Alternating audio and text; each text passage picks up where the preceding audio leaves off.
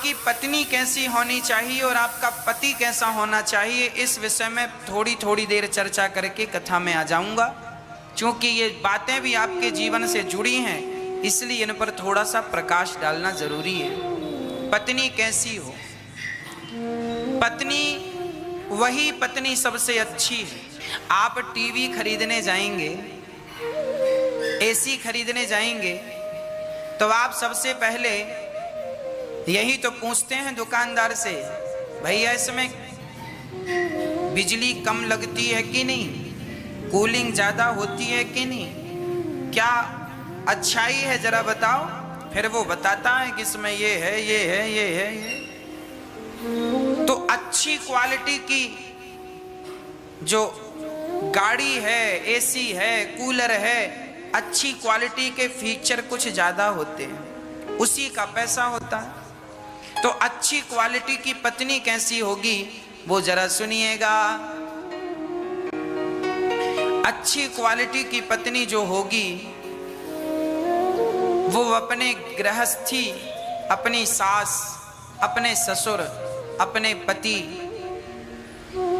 अपना परिवार सबको लेकर के चलेगी।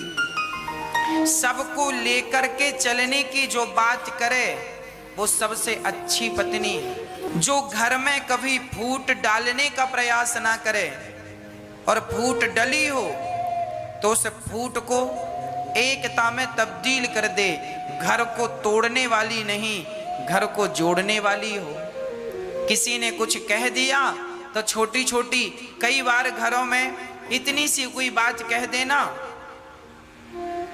जैसे सास कह दे बहू को, इतनी सी बात कह दे, माना कि आज सास ने बहू को डांट दिया तो बहू मुंह फुला के बैठ जाएगी क्योंकि सास ने डांटा।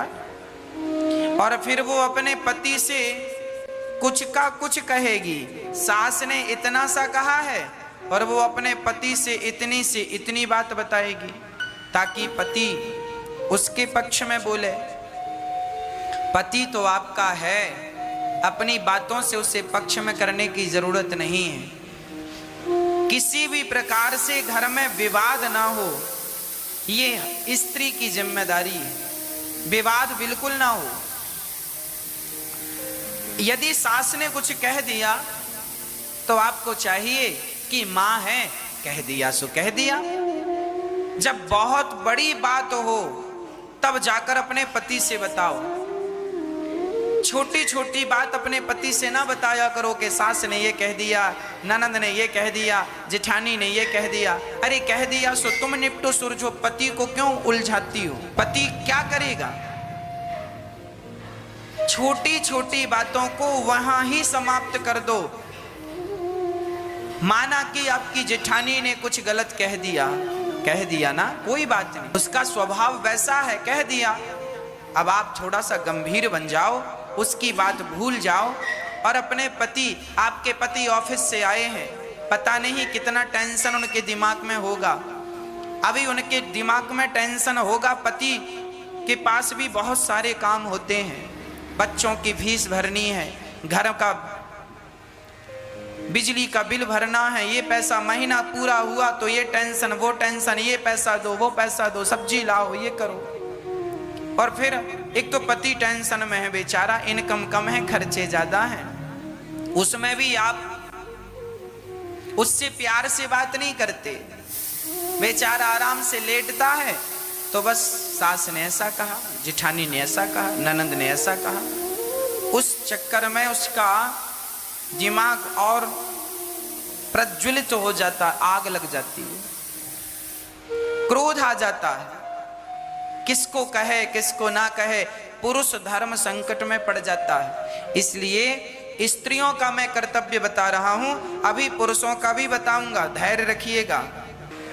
स्त्रियों को चाहिए कि घर की दिन भर में जो कलह होती है, बात होती है, सास ने कहा, जेठानी ने कुछ ने कहा, किसी ने भी, सूर्य अस्त हुआ ना, सूर्य ढक गया ना, जैसे सूर्य अस्त हो जाता है उसी तरह तुम दिन भर की सारी बातों को अस्त कर दो, खत्म कर दो।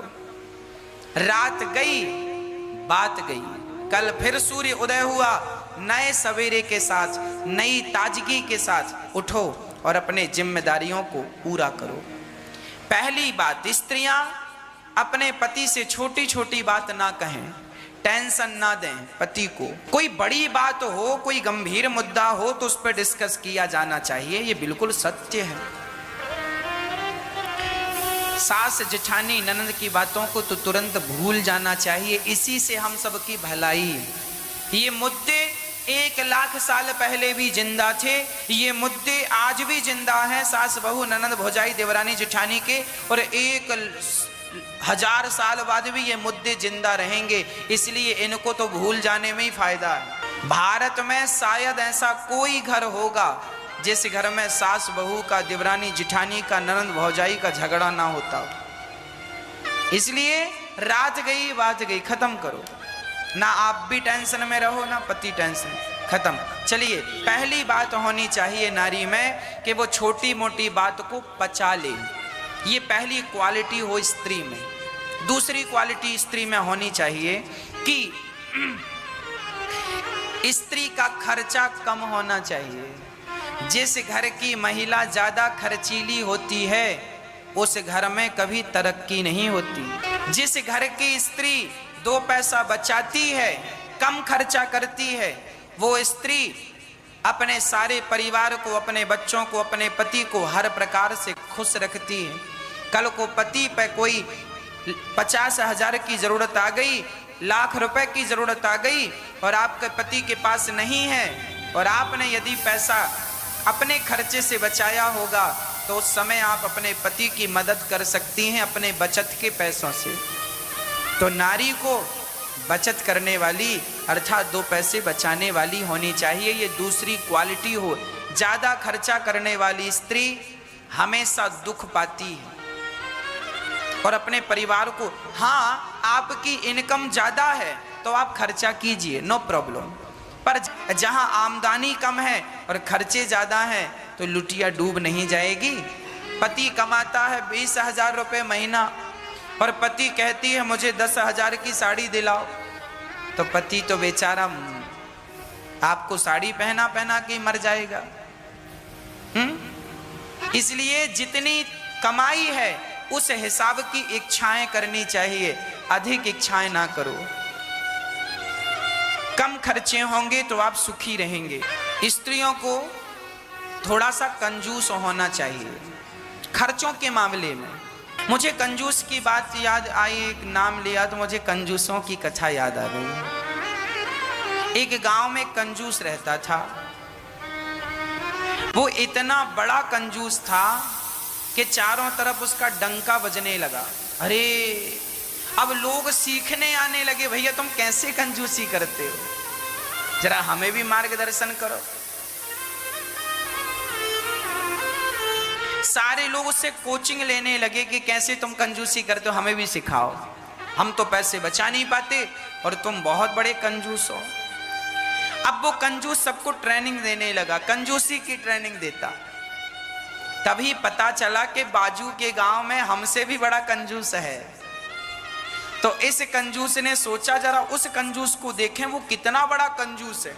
ये अब गांव के लोग उस कंजूस के पास जाने लगे क्योंकि वो कंजूस इससे भी बड़ा कंजूस था। अब इस कंजूस को लगा यार मेरे से भी बड़ा कंजूस, मुझे भी एक बार जाकर मिलना चाहिए, कितना बड़ा कंजूस है।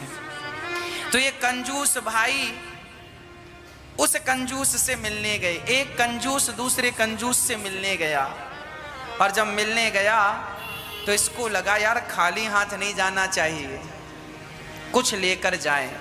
क्या लेकर जाएं? बोले चलो आम लेकर चलते हैं। कंजूस आम लेकर जाए, पर आम खरीद के लेकर जाए तो काहे बात का कंजूस। उसने क्या किया, एक कागज में पेंटिंग बनाई आम की। कागज में आम की पेंटिंग बनाई और वो आम लेकर के गया। कंजूस तो कंजूस, उसको लगा 4 आम खरीदूंगा पैसे खर्च हो जाएंगे, कागज में आम बना देगा तो आम भी हो जाएंगे।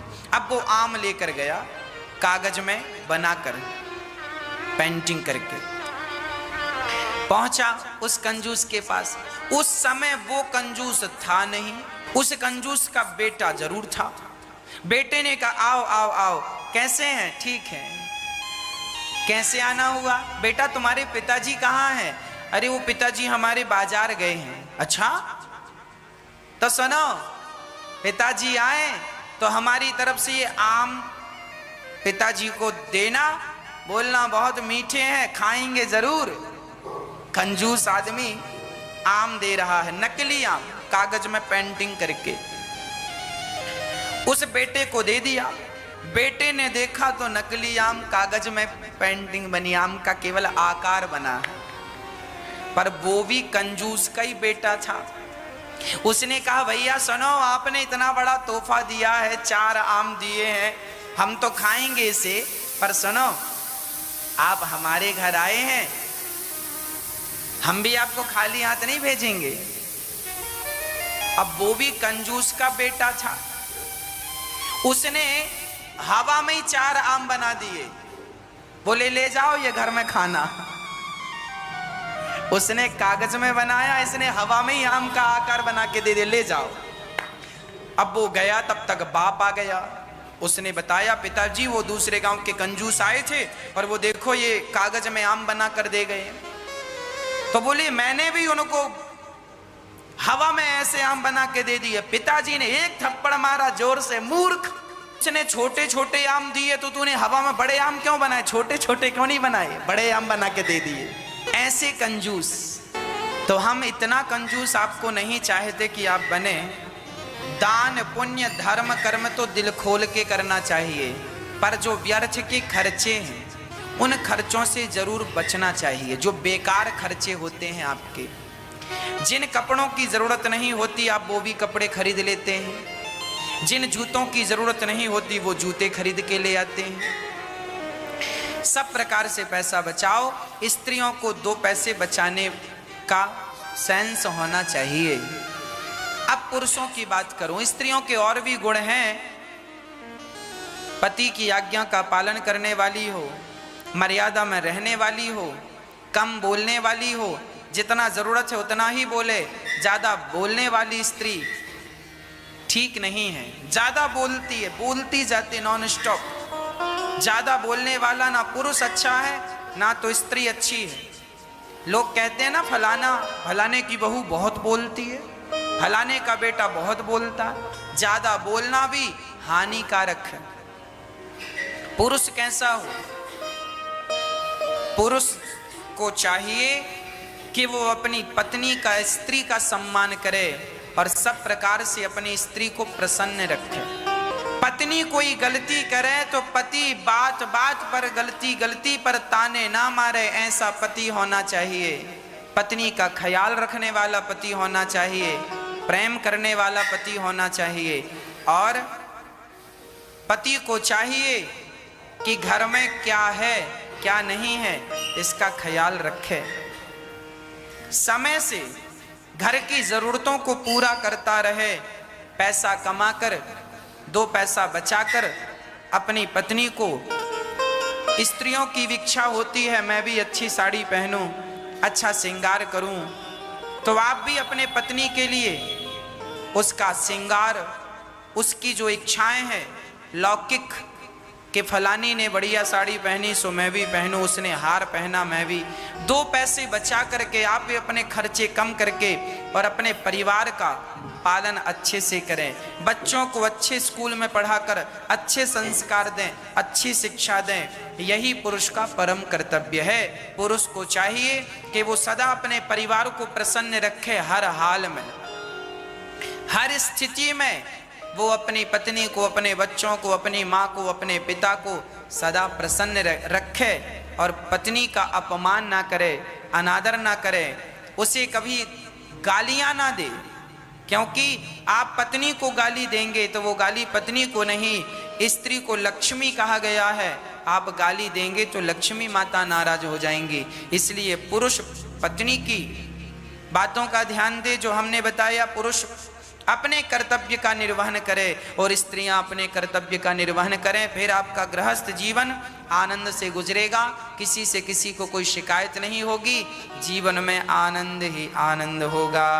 इसलिए जीवन का भरोसा नहीं है, बिन भरोसे की जिंदगानी है। कब जीवन पूरा हो जाए कौन जानता है। इसलिए जरा प्यार से रहा करो। राधे राधे भाई एवं बहन, आप लोगों को ये वीडियो में क्या सीख मिला आप लोग ज़रूर कमेंट बॉक्स में भरिएगा। और ये वीडियो को पहली बार देख रहे हो तो प्लीज़ लाइक सब्सक्राइब जरूर कीजिएगा और बेल आइकन को दबा लीजिएगा ताकि हर रोज़ आप लोग के पास एक नई नई वीडियो जाए। तो राधे राधे जरूर भरिएगा कमेंट में।